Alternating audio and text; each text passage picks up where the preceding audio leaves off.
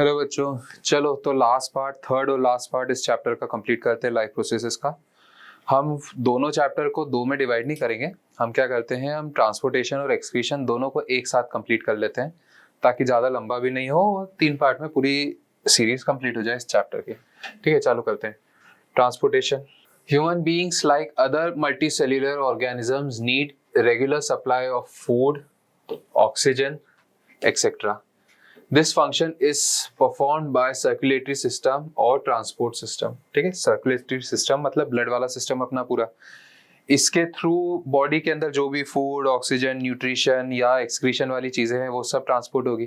ठीक है, अब देखो अगला क्या लिखा है, the circulatory system in human beings consist of. ठीक है, देखो सबसे पहले तो एक पंप ऑर्गन होगा भाई, अगर घर पे भी अगर पानी की मोटर है तो सबसे पहले मोटर होगी। ठीक है, उसके बाद क्या होगा, ब्लड वेसल भाई, पाइप्स होंगे।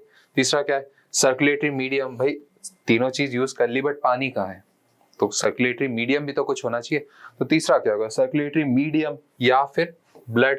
ठीक है, ब्लड और लिम्फ दो पार्ट में डिवाइड करते हैं। ठीक है, पहले इसके बारे में समझो, ऑर्गन हार्ट के बारे में। देखो यह एक काम करते हैं, आपको पूरा अलग अलग बना के दिखा देते हैं। देखो ये डायग्राम है बट इससे आपको सिंपलर डायग्राम बना के बताते हैं जो कि आपको एग्जाम में भी काम आ जाएगा। चलो देखो, सबसे पहले तो आपको 4 चेंबर में डिवाइड करना है हार्ट को। भाई ह्यूमन हार्ट 4 चेंबर में होता है, तो क्या करो कि लाइन डायग्राम बनाओ। सबसे पहले एक स्क्वायर बना लो। ठीक है, एक स्क्वायर बनाया, 2 पार्ट में डिवाइड करो।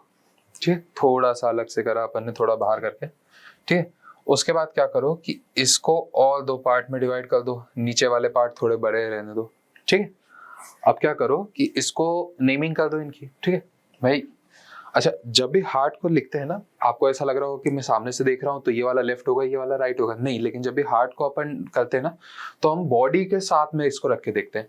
तो क्या होगा कि जब ये है तो ये वाला साइड राइट है और ये वाला लेफ्ट है। ठीक है, तो ये राइट साइड है और ये लेफ्ट साइड है। ठीक है, अब क्या है कि ऊपर वाले जो पार्ट होते हैं उनको बोलते हैं हम एट्रियम। ठीक है, एट्रियम, और नीचे वाले को बोलते हैं वेंट्रिकल्स। ठीक है, तो ये क्या हुआ, ये हुआ राइट एट्रियम, ये लेफ्ट एट्रियम, ये राइट वेंट्रिकल और ये लेफ्ट वेंट्रिकल। इतना समझ आया। जो राइट साइड वाला पार्ट होता है ना हार्ट का, वो कैरी करता है डीऑक्सीजनेटेड ब्लड और लेफ्ट वाला होता है ऑक्सीजनेटेड। इतना आपको याद रखना पड़ेगा, राइट वाला डीऑक्सीजनेटेड है। ठीक है, अब क्या होगा कि पूरी बॉडी में से डीऑक्सीजनेटेड ब्लड आएगा हार्ट के राइट साइड में आएगा, बट कौन सी साइड में आएगा, राइट एट्रियम में। ठीक है, तो क्या होगा कि ऊपर वाली साइड से ऊपर की वेसल्स और नीचे वाली साइड से नीचे की वेसल्स आएगी। ठीक है, ये खुलेगी। ठीक है, ऊपर वाली मतलब सुपीरियर, हार्ट के ऊपर वाली सुपीरियर, तो ये होगा सुपीरियर वेना कावा। नीचे वाली क्या होगी, नीचे इंफीरियर, इंफीरियर वेना कावा। बराबर। अब देखो अब क्या होगा कि इसके अंदर, यहाँ पे हार्ट के अंदर ये खुलेगी, ब्लड जाएगा, कौन सा है, ब्लू कलर से बताया क्योंकि डीऑक्सीनेटेड है। ठीक है, ब्लू कलर से इसलिए हम बना रहे हैं कि डीऑक्सीनेटेड है। ठीक है, अब क्या होगा कि भाई ये चेंबर है बट इनके बीच में कुछ स्पेसेस होगी, चेंबर बनाया तभी तो है, लेकिन ब्लड जाने की जगह भी होनी चाहिए। तो इनके बीच में कुछ होते हैं जिनको हम बोलते हैं वाल्व। वाल्व मतलब वो जो नल होते हैं ना, पानी के नल बोल दो। ठीक है, तो यहाँ पे एक वाल्व होगा, इसको हमने गोल्डन कलर से बना दिया। ठीक है, ऐसा एक वाल्व होगा राइट एट्रियम और राइट वेंट्रिकल के बीच में। इसको क्या बोलते हैं, ट्राइकस्पिड। ट्राइकस्पिड नाम से समझो, याद कई बार होता नहीं है। ट्राइकस्पिड का मतलब क्या है कि ट्राई मतलब 3 और कस्पिड मतलब कप लाइक। तो इसका जब स्ट्रक्चर देखोगे ना, अगर ऊपर से, अगर टीएच व्यू में, ट्रांस-सेक्शनल व्यू में देखोगे, तो ऊपर से देखोगे तो ऐसा कुछ, एक ऐसा 2 और ऐसा 3, ये 1, ये 2 और ये 3। तो ऐसे ऊपर से देखोगे तो 3 वाल्व दिखेंगे आपको। ये क्या करते हैं, अच्छा ये प्रेजेंट कैसे होते हैं, ये नीचे की, सॉरी ये होता है ऐसे, ऐसे की तरफ, नीचे की तरफ। अब क्या होता है, जब ब्लड इसमें से जाएगा तो ये बाहर की तरफ पुश होंगे, ठीक है। लेकिन जब ब्लड यहाँ पे भर जाएगा तो रिवर्स फ्लो करने की कोशिश करेगा, जब इसमें से नहीं आ रहा है तो ये क्या होगा कि इसके ऊपर ब्लड का प्रेशर पड़ेगा ना, तो ये बंद हो जाएंगे। तो जब ऐसे प्रेजेंट है, ऐसे खुल गए, लेकिन जब वापस ब्लड ऊपर जाने की कोशिश करेगा तो ये बंद हो जाएंगे, तो रिवर्स फ्लो ऑफ ब्लड नहीं होगा। वाल्व का ये काम होता है कि रिवर्स फ्लो ऑफ ब्लड को रोकेगा। बात समझ आई। यहां से ब्लड आ गया अपना, कौन सा डीऑक्सीनेटेड ब्लड लगाएंगे हम। डीऑक्सीनेटेड ब्लड आया कहां से, राइट एट्रियम से राइट वेंट्रिकल में। अब क्या होगा, अब इसको ऑक्सीनेटेड तो करना पड़ेगा, ऐसा तो है नहीं कि ब्लड अनलिमिटेड है, वही ब्लड को बार बार चेंज करना पड़ेगा। तो क्या होगा कि यहां से एक डीऑक्सीनेटेड ब्लड वाली वेसल इसको लेके कहां जाएगी, लंग्स में। ठीक है, लंग्स हम यही बना लेते हैं, नहीं तो ऊपर बनाएंगे तो सब दिक्कत होगी, तो इसको लंग्स बना लिया। ठीक है, लंग्स में लेके आई। अब क्या हुआ कि इस वेसल का ना, अब जब लंग्स को डिफाइन करते हैं ना तो हम पल्मोनरी वर्ड यूज करते हैं, पल्मोनरी। और जब भी कोई भी वेसल जो ब्लड को हार्ट से दूर लेके जाए उसको क्या बोलते हैं, आर्टरीज। ठीक है, तो ये क्या होगा, पल्मोनरी। पल्मोनरी आर्टरी, हार्ट से दूर लेके जा रही है आर्टरी, और लंग्स की तरफ लेके जा रही है तो पल्मोनरी, तो ये होगी पल्मोनरी आर्टरी। एकमात्र ऐसी ब्लड वेसल बॉडी के अंदर जो एकमात्र ऐसी आर्टरी जो डीऑक्सीनेटेड ब्लड कैरी करती है। क्वेश्चन आए एमसीक्यू के अंदर तो मार्क क्या करना है, पल्मोनरी आर्टरी, वेन मत लगा देना। ठीक है, अब क्या होगा, लंग्स तक लेके जाइए। हमने पढ़ लिया था कि लंग्स में जाएगा, फिर ऑक्सीजनेशन होगा, ब्लड का एक्सचेंज होगा उसके अंदर। अब क्या होगा कि लंग से ब्लड वेसल आएगी, यहाँ पे हम दूसरे साइड का बना लेते हैं लंग, ये अब रेड से बना रहे हैं। अब क्या होगा, लंग से ऑक्सीजनेटेड ब्लड लेके आएगी पल्मोनरी क्या, वेन। ठीक है, पल्मोनरी वेन लेके आई ऑक्सीजनेटेड ब्लड, क्या लिखोगे, पल्मोनरी वेन। ये लेके आई कौन से में, लेफ्ट एट्रियम चेंबर में। यहां पे भी एक वाल्व होगा। ठीक है, इसका क्या नाम होगा, बायकस्पिड। बायकस्पिड मतलब सिर्फ दो कस्प प्रेजेंट है। ठीक है, दो कस्प प्रेजेंट है, काम वैसा ही है। लेफ्ट एट्रियम से लेफ्ट वेंट्रिकल में ब्लड आएगा। अब इससे बॉडी टिश्यू में भी लेके जाना है तो क्या करेगी, लेफ्ट वेंट्रिकल से एक बहुत बड़ी आर्टरी निकलेगी जिसके नाम होता है एओर्टा, AORTA। ठीक है, एओर्टा से ब्लड जाएगा कहां, टिश्यूज में। ठीक है, क्या क्या हमने पढ़ लिया, चेंबर्स पढ़ लिए, वाल्व के नाम पढ़ लिए, कौन सी वेसल आ रही है कौन से चेंबर में और कैसा ब्लड लेके आ रही है। ठीक है, डायग्राम समझ आया, इसका स्क्रीनशॉट ले लो। ठीक है, आगे बढ़ते हैं। चेंबर देखो समझ आया, क्या हुआ, vena cava from upper part superior vena cava, lower part से inferior vena cava, right atrium में लेके आएगी, यहाँ से राइट वेंट्रिकल में ब्लड गया, यहाँ से बाहर निकल के गया पल्मोनरी आर्टरी के थ्रू लंग्स में गया, लंग्स से ऑक्सीजनेशन लेके आया पल्मोनरी वेन से, लेफ्ट एट्रियम में खुला, लेफ्ट एट्रियम में ये बायकस्पिड वॉल्व दिख रहा है, यहाँ से लेफ्ट वेंट्रिकल में, यहाँ से जाएगा कहाँ, एओर्टा से बाहर। बात समझ आई। अब देखो पहली चीज पंप ऑर्गन समझ आया, हार्ट। ब्लड वेसल समझ आई, आर्टरीज और वेन। जो दूर लेके जा रही है वो आर्टरी, जो हार्ट के पास लेके आ रही है वो वेन है। ठीक है, समझ आया। अब क्या होगा, उसके बाद फिर सर्कुलेटरी मीडियम, ब्लड है और लिम्फ है। अब देखो क्या हुआ था, डीऑक्सीनेटेड ब्लड वेना कावा से राइट एट्रियम से राइट वेंट्रिकल।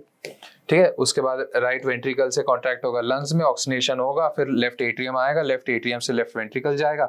ये हमने पूरा डायग्राम के थ्रू समझा। अब देखो अब क्या करेंगे, ये सेक्शन ऑफ हार्ट समझ लिया हमने। जब भी क्वेश्चन आए ना तो हमेशा लाइन डायग्राम बनाना, ये फालतू का इतना बड़ा डायग्राम बनाने की कोशिश मत करना, थोड़ी सी गलती हुई एग्जामिनर मार्क्स काट लेगा। ठीक है, अब क्या है, डबल सर्कुलेशन। देखो डबल सर्कुलेशन मतलब क्या होता है, blood travels twice through the heart. मतलब एक बार ब्लड आया, उसके बाद घूम के वापस पहले हार्ट में आया, अगले टिश्यू में जाने से पहले, उसको बोलते हैं डबल सर्कुलेशन। ठीक है, उससे एक साइकिल कंप्लीट करेगी। मतलब कैसे, जैसे टिश्यू से ब्लड निकला, पहली बार हार्ट में गया, राइट एट्रियम राइट वेंट्रिकल, फिर लंग से होता हुआ वापस से हार्ट में आया, लेफ्ट एट्रियम लेफ्ट वेंट्रिकल, और फिर टिश्यू में गया। तो ये एक साइकिल कंप्लीट होने में ब्लड 2 बार हार्ट में जाना चाहिए, उसको बोलते हैं डबल सर्कुलेशन। ये मत लिख देना ब्लड हार्ट से 2 बार जा रहा है, ये लिखना हार्ट में 2 बार आ रहा है। बात समझ आई। क्वेश्चन में कई बार ये गलती कर देते हैं कि क्या लिखे क्या नहीं लिखे, तो हमेशा हार्ट में 2 बार आ रहा है एक साइकिल में। ठीक है, अब देखो क्या लिखा है, पल्मोनरी सर्कुलेशन। 2 टाइप के सर्कुलेशन हमने 2 में पढ़े, एक तो लंग्स में लेके जा रहा था, क्या था, लंग्स वाला यूज करते तो हमेशा पल्मोनरी वर्ड यूज करते हैं। तो एक होगा जो हार्ट से लेके जा रहा है, ये वाला जो सर्कुलेशन है ये पल्मोनरी सर्कुलेशन है। ठीक है, ये वाला पल्मोनरी सर्कुलेशन। दूसरा कौन सा, सिस्टेमिक। सिस्टेमिक मतलब सिस्टम में ले जाने वाला, ये वाला। ठीक है, ये वाला सिस्टमिक सर्कुलेशन। वो क्या था पल्मोनरी, ये वाला सिस्टमिक। आपको क्वेश्चन आएगा तो डबल सर्कुलेशन की डेफिनेशन बतानी है, डबल सर्कुलेशन के 2 पार्ट्स बताने हैं, और अगर थोड़ा बड़ा क्वेश्चन है, ज्यादा मार्क्स का है, 3 का है या 5 का है, तो पल्मोनरी सर्कुलेशन में भी आप बताओ कि कहाँ से जाता है। पल्मोनरी मतलब राइट एट्रियम से वेंट्रिकल में, वेंट्रिकल से कहाँ जाएगा, कौन सी वेसल से, पल्मोनरी आर्टरी से जाएगा लंग्स में, लंग से आएगा पल्मोनरी वेन से, पल्मोनरी वेन से कैसे आएगा लेफ्ट एट्रियम में आएगा, लेफ्ट एट्रियम से लेफ्ट वेंट्रिकल में जाएगा। ये हो गया पल्मोनरी सर्कुलेशन वाली चीज। सिस्टमिक सर्कुलेशन में क्या होगा, लेफ्ट एट्रियम से लेफ्ट वेंट्रिकल, लेफ्ट वेंट्रिकल से एओर्टा, एओर्टा से टिश्यूज, टिश्यूज से वेना कावा, वेना कावा से राइट एट्रियम, राइट एट्रियम से राइट वेंट्रिकल। ये बात समझ आई, डबल सर्कुलेशन समझ आया, ठीक है। आगे बढ़ते हैं। फ्लूइड कनेक्टिव टिश्यू, ब्लड होता है, देखो 2 पार्ट होते हैं, एक ग्रैन्युलर कंपोनेंट होता है, एक लिक्विड कंपोनेंट होता है, ठीक है। ब्लड के 2 कंपोनेंट होते हैं, एक कॉर्पोसल वाला पार्ट होता है और एक होता है फ्लूइड पार्ट होता है। फ्लूइड पार्ट को हम बोलते हैं प्लाज्मा, और ग्रैन्युलर पार्ट के अंदर ब्लड के कॉर्पोसल्स होते हैं, जो आप आरबीसी वगैरह बोलते हैं ना, उससे वो ब्लड नहीं है। ब्लड के अलग अलग पार्ट होते हैं, एक होता है आरबीसी, एक होता है प्लेटलेट्स, एक होता है डब्ल्यूबीसी, ठीक है। ये 3 पार्ट में डिवाइड करते हैं। तो आरबीसी के बारे में क्या है, कैरीज ऑक्सीजन, कार्बन डाइऑक्साइड और ब्लड कैरी, कार्बन डाइऑक्साइड और ऑक्सीजन कैरी करेगी, कंबाइंस विथ हीमोग्लोबिन। हीमोग्लोबिन के साथ ही, हीमोग्लोबिन में जो आयरन होता है ना Fe, उसकी वजह से हीमोग्लोबिन का कलर रेड होता है। ऑक्सी हीमोग्लोबिन बनाएगा, ऑक्सीजन कंबाइन करेगी तो वही उसको और रेड कलर देगी, डार्क रेड दे देगी। एक होते हैं प्लेटलेट्स, ब्लड क्लॉटिंग से हेल्प करते हैं, ठीक है। ब्लड क्लॉटिंग में हेल्प कराएगा, जब भी आपको लगती है तो जो लगने के बाद जो ब्लड थक्का जम जाता है या ब्लड जम जाता है ना, उसको वो होता है प्लेटलेट्स की वजह से। तीसरा होता है WBC, क्या करता है, जो भी आउटसाइड की कोई भी चीज आके आपकी बॉडी में अटैक करती है उसको आपको प्रोटेक्ट करेगा, तो ये क्या है, प्रोटेक्शन का काम करता है WBC। प्लाज्मा क्या है, a yellow colour fluid connective tissue, a yellow colour या straw coloured fluid connective tissue comprising 90% of water, 10% of organic substance. Organic substances में क्या आएगा, प्रोटीन्स आएगा, एल्ब्यूमिन, ग्लोबुलिन, ठीक है, ये सब आएगा। इनऑर्गेनिक मिनरल्स होंगे, ठीक है, ये चीज समझ आई। प्लाज्मा क्या होता है, एक स्ट्रॉ कलर्ड या yellow coloured fluid connective tissue जिसके अंदर 90% वाटर होगा, 10% ऑर्गेनिक सब्सटेंसेस हो गए, उसके अंदर भी कुछ हो सकता है, एल्ब्यूमिन्स होंगे, ग्लोबुलिन्स होंगे, ठीक है। अब लिम्फ, और कई बार लोग प्लाज्मा में कंफ्यूज हो जाते हैं। देखो लिम्फ क्या होता है, a yellowish fluid that escapes from blood vessel into the intracellular spaces. Lymph flows from the tissues to the heart assisting in the transportation.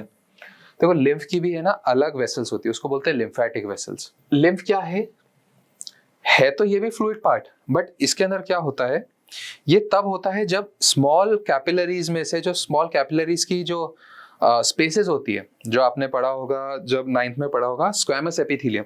तो स्क्वैमस एपिथेलियम टाइल लाइक होती है, उसके अंदर बीच में स्पेसेस होती है इरेगुलर वॉल की वजह से, तो उसमें से जो फ्लूइड पार्ट बाहर आ जाता है, एक्सेप्ट बिगर कॉर्पोसल्स जैसे आरबीसी। बात समझ आई। आरबीसी के अलावा जो भी पार्ट आता है जो ब्लड वेसल में से फिल्टर होकर हाई प्रेशर की वजह से बाहर आ जाता है, उसको बोलते हैं हम लिम्फ, ठीक है। तो लिम्फ क्या है, येलो फ्लूइड है जो एस्केप कर जाता है ब्लड वेसल या ब्लड कैपिलरी से into the intracellular space. Intracellular मतलब सेल्स के बीच में, ठीक है। अब ब्लड वेसल हमने पढ़ी ली है, आर्टरीज होती है और वेन्स होती है, 2 टाइप की होती है, ठीक है। एक होती है जो carry oxygenated blood from the heart to body, except pulmonary artery, देखो पहले ही बोल दिया था डायग्राम में, ठीक है। फिर ऑल्सो कॉल्ड डिस्ट्रीब्यूटिंग वेसल्स, मतलब डिस्ट्रीब्यूशन कराती है ना, टिश्यूज के अंदर अलग अलग टिश्यू में ले जाती है, ब्रांचिंग बनाती है अपनी, तो डिस्ट्रीब्यूशन वेसल है, ठीक है। थिक एंड इलास्टिक, इसकी जो वॉल होती है, वॉल जो ये जो जैसे रूम्स की वॉल है, तो ये वॉल थिक होती है, लेकिन जो अंदर की स्पेस है वो कम होती है। ल्यूमीन इसकी छोटी होगी और वॉल इसकी मोटी होगी। और इसके ऑपोजिट में वेन जो है डीऑक्सीनेटेड कैरी करती है, लेकिन पल्मोनरी वेन ऑक्सीनेटेड कैरी करती है, पढ़ लिया था। कलेक्टिंग वेसल, क्योंकि ब्लड वापस कलेक्ट करेगी ना, अब हो गया सबका काम। और ये थिन और इलास्टिक होती है, लेस इलास्टिक होती है। थिन मतलब वॉल थिन होती है, लेकिन उसकी जो ल्यूमीन है वो वाइड होती है, ठीक है। बात समझ आए क्यों? क्योंकि आर्टरी में तो हार्ट पंप कर रहा है, लेकिन वेन के अंदर कोई पंप थोड़ी ना कर रहा है, वो तो ब्लड पैसिवली जा रहा है। तो उसके अंदर अगर पतली ल्यूमीन होगी तो ब्लड जाने में ज्यादा टाइम लगेगा, तो उसकी थिन होगी ल्यूमीन।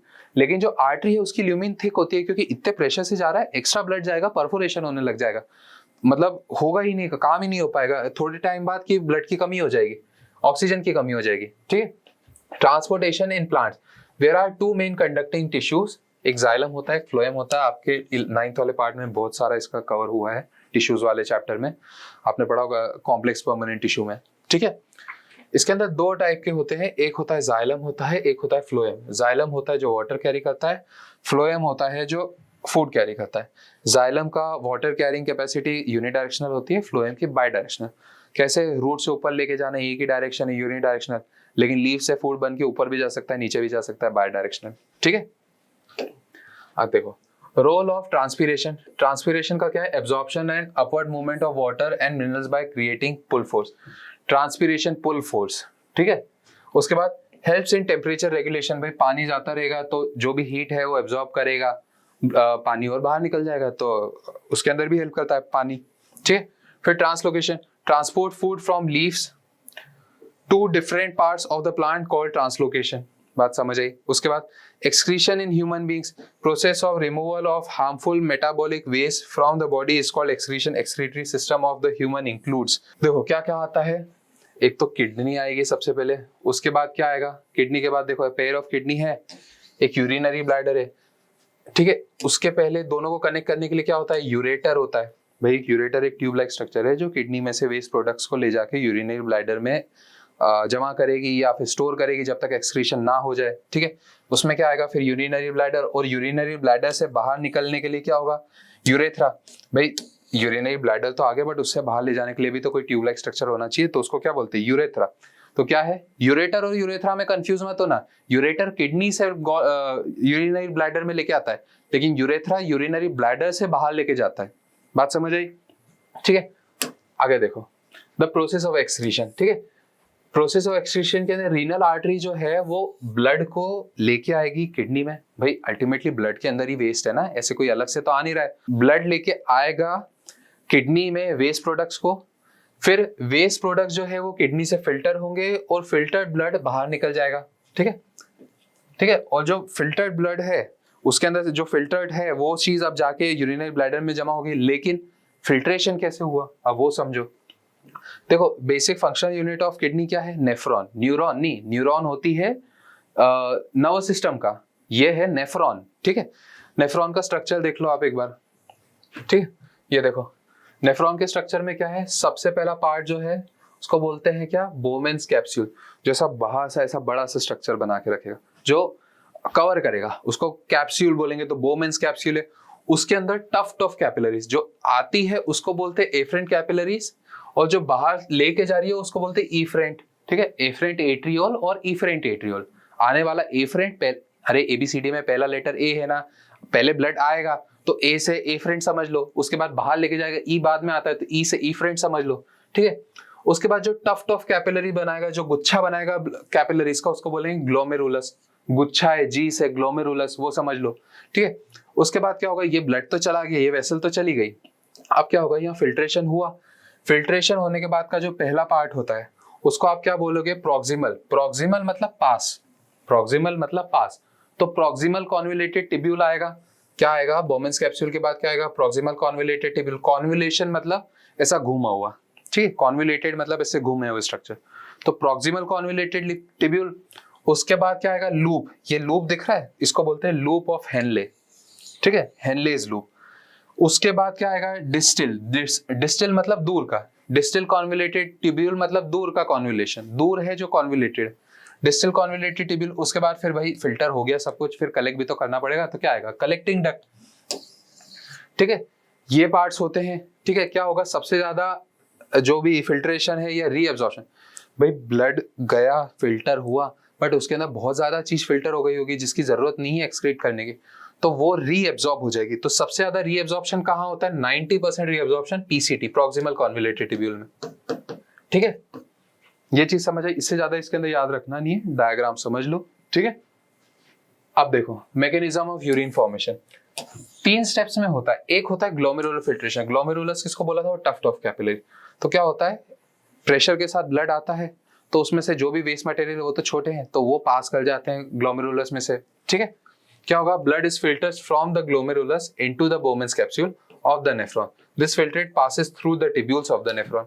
कौन कौन सी tubule, proximal convoluted tubule, distal convoluted tubule, loop of Henle, ठीक है, ट्यूबुलर रीएब्जॉर्प्शन बात करी थी हमने, जिसकी जरूरत नहीं है एक्सक्रीट करने की, वो रीएब्जॉर्ब हो जाएगा। कहाँ से सबसे ज्यादा होता है? 90% पीसीटी से।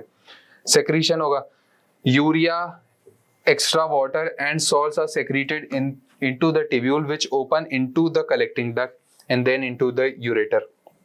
बात समझ आई? हो गया, सब कलेक्ट कर लिया, अब उसको ले जाके यूरेटर से पास कर देंगे। हीमोडायलिसिस, हीमोडायलिसिस क्या होता है? जब भी किडनी काम करना बंद कर देती है तो वेस्ट तो एक्सक्रीट करना है, वेस्ट जमा होता रहेगा, तो क्या करते हैं कि एक्सटर्नल एक मशीन लगाते हैं जो फिल्टर करती है इस ब्लड को जो कि बाहर है, तो ब्लड वेसल को पियर्स करके उसमें से एक ट्यूब ले जाके उससे उस मशीन से कनेक्ट करके वापस बॉडी में डाल देते हैं। फिल्टर हो गया ब्लड, वापस अंदर डाल दिया, उसको क्या बोलते हैं? Haemodialysis. The process of purifying blood bye an artificial kidney, ठीक है, meant for kidney failure patients, ठीक है, किडनी फेल कर गई, कर ही नहीं पा रही, अपना काम ही नहीं कर पा रही, ठीक है।